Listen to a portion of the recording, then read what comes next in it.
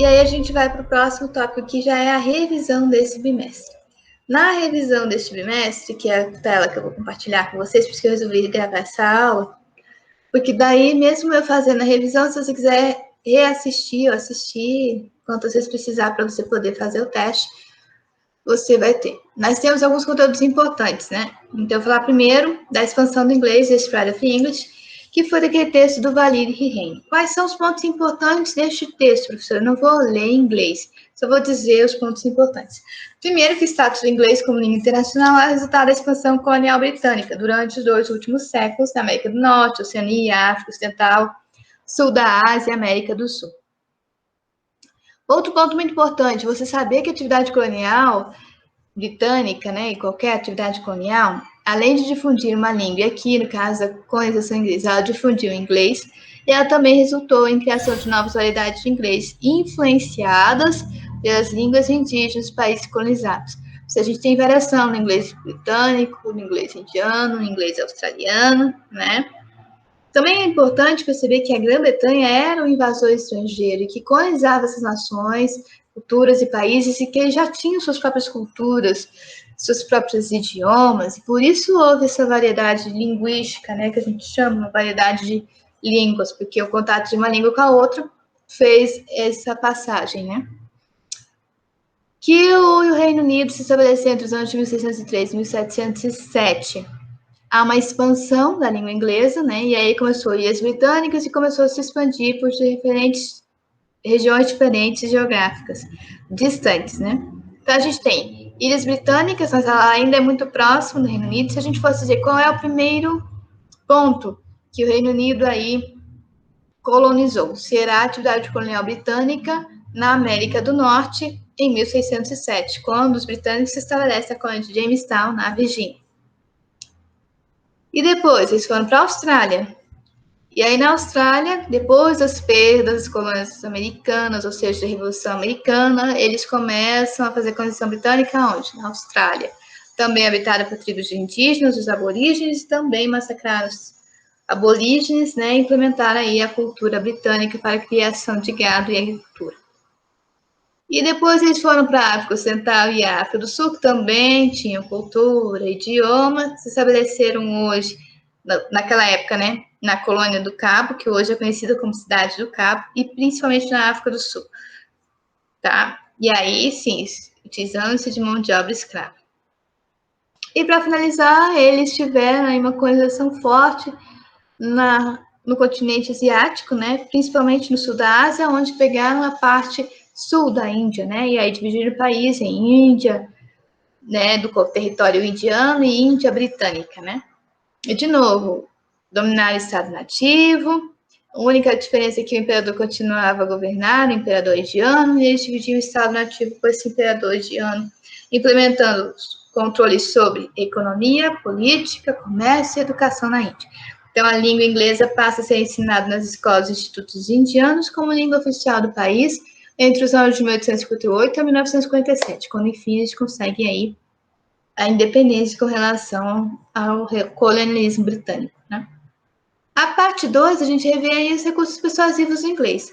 O importante é vocês identificarem aí as ferramentas de escrita persuasiva com seus conceitos. Não vão ser utilizados muito exemplos, mas a ideia aqui nos testes é utilizar o que é o conceito com relação à ferramenta. Então, por exemplo, o que é uma ferramenta de rhetorical questions? São questões retóricas que não precisam ter uma resposta, que deixam o leitor pensando sobre um ponto de vista. O que é uma emotive language? É uma descrição linguística poderosa que envolve o leitor e faz ele sentir emoções diferentes enquanto lê e ainda faz parte das ferramentas de recursos de persuasão, né? O que é uma exaggeration? É uma declaração levada ao extremo, faz a situação parecer pior ou melhor do que a atual, também parte aí das ferramentas. E o que são fatos estatísticos? Os facts and statistics incluem uma informação que pode ser provada e tem uma evidência por trás. Ou seja, você pode usar fatos estatísticos para tornar a informação mais acreditável e reforçar seu ponto de vista. Também fazem parte das ferramentas. E das técnicas de persuasão, nas persuasive techniques, quais são as que fazem parte? Deixei exemplos aí, mas são os conceitos, né, com que eles fazem parte. fazem parte visual images, imagens visuais, psychological manipulation, manipulação psicológica, persuasive words, palavras persuasivas, music, música. E aí, o visual images faz uma diagramação dos personagens, das publicidades, para que as pessoas se sintam mais agradáveis a ver, né, a propaganda, o anúncio. O psychological manipulation torna você sensível à propaganda, tenta fazer com que você haja ou sinta do jeito que a propaganda quer. O persuasive words tenta criar palavras sensíveis, escolhidas para justamente causar um efeito emocional a você comprar o produto, a você assistir aquela propaganda. Ou seja, a tentação aí é para você se sentir na pele dos personagens da propaganda, né? E a música, né? O music cria uma reação, né? E evoca essa reação para você ficar ligado à propaganda. Até dei o exemplo aí da propaganda do novo Apple, né? Que vem com uma música bem conhecida, que é o Candyman, né? O Homem do Doce, para justamente puxar você a falar como se o celular fosse o seu doce preferido, que se você tivesse na mão, ele te faria se sentir prazer com relação a tê-lo, né?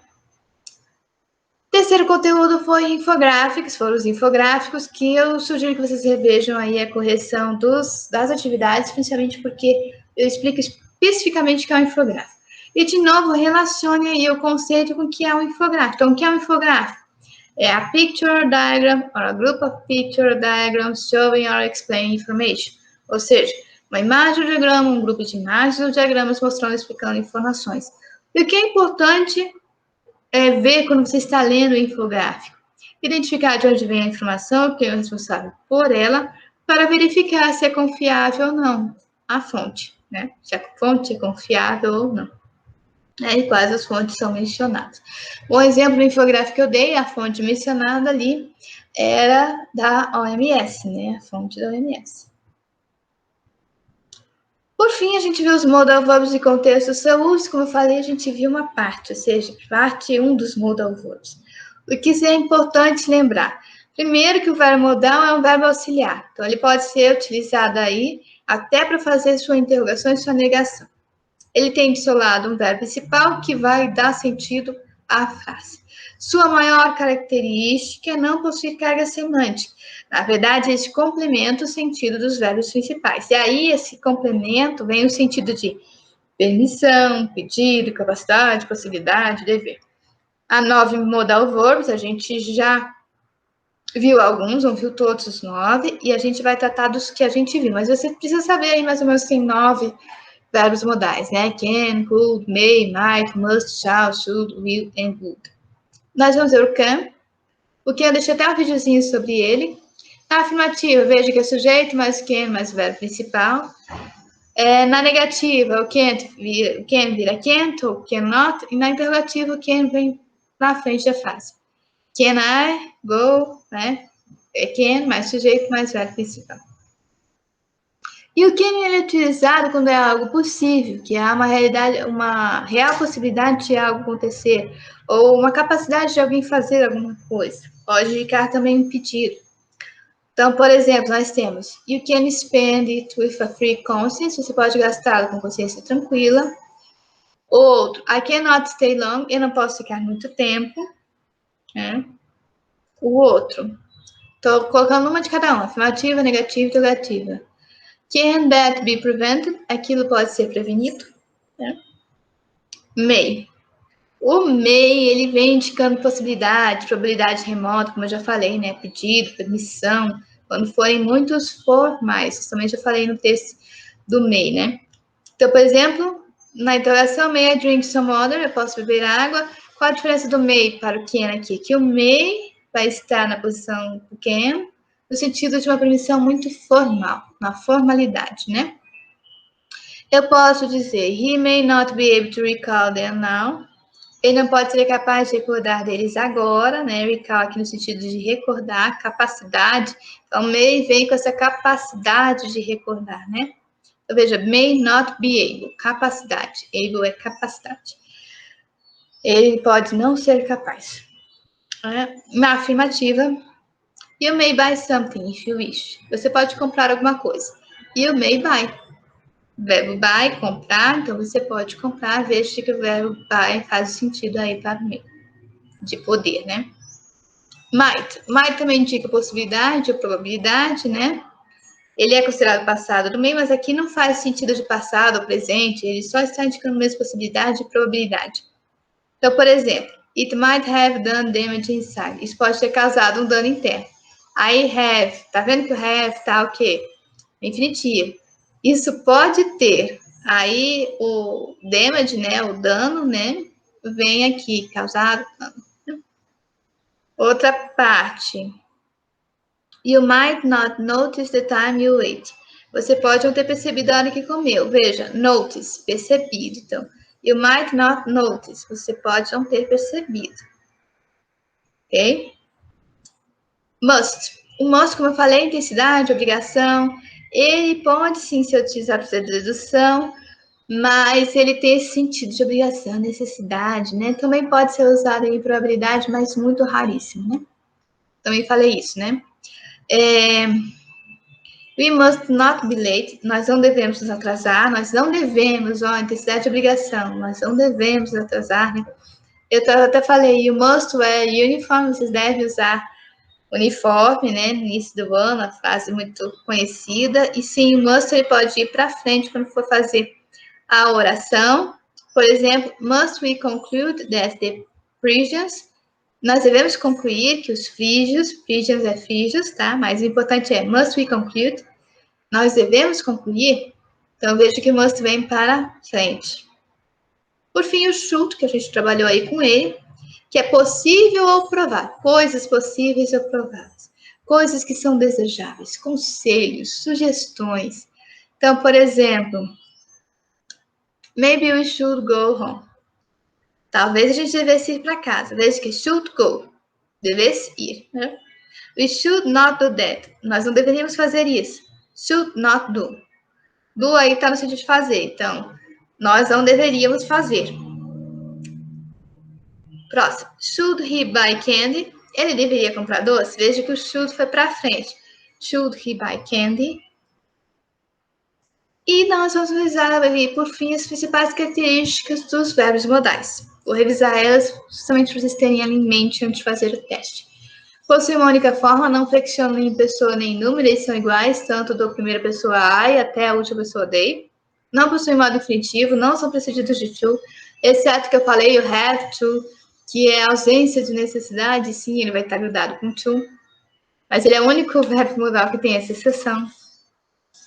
Terceiro, não tem forma terminada em ing, ed, nem formas perfeitas, porque ele não está aí exercendo um tempo verbal, ele está exercendo um tempo modal, que está dependendo do modo de ação, se você está na formalidade, na informalidade, se você está na probabilidade, se você está no dever, na obrigação, na necessidade. Então, por isso que ele não vai ter essas formas.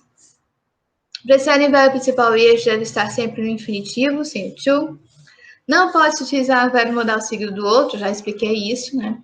Você não pode usar must junto com may, ou may junto com might, não faz sentido nenhum. Você precisa de um outro verbo para fazer sentido. Ele aceita os verbos auxiliares, be, do e have nas suas formas infinitivas, porque eles estarão aí exercendo significado na frase. Should be, deveria estar, deveria ser. Então, be está na sua forma infinitiva, exercendo aí seu significado em relação ao verbo should. Não necessita do verbo auxiliar, porque eles mesmos são seu verbo auxiliar na hora de fazer a interrogação e fazer a negação. E eu mostrei todas as formas de fazer a interrogação e negação. E precisa obrigatoriamente de um verbo principal seguido, pois, como eu já disse e repeti várias vezes, é o verbo principal que vai dar sentido aí para ele de probabilidade, conselho, possibilidade, obrigação, necessidade. É o verbo principal que vai mostrar aí se ele está tendo esses sentidos, ok? Qualquer dúvida, vocês podem perguntar no chat da atividade ou no mural. Lembrando que o teste bimestral será aberto do dia 5 até o dia 7 de julho, que neste período, que será na nossa próxima semana, não haverá aula síncrona, pois o tempo da aula será destinado para vocês responderem o teste e não percam o tempo, por favor, porque eu irei fechar o teste já dia 8 de julho. Não haverá uma segunda chamada para o teste, exceto se você tiver um atestado ou se houve uma coisa muito grave com você. Porque você tem aí 5, 6, 7 de julho, 3 dias para preencher o teste bimestral.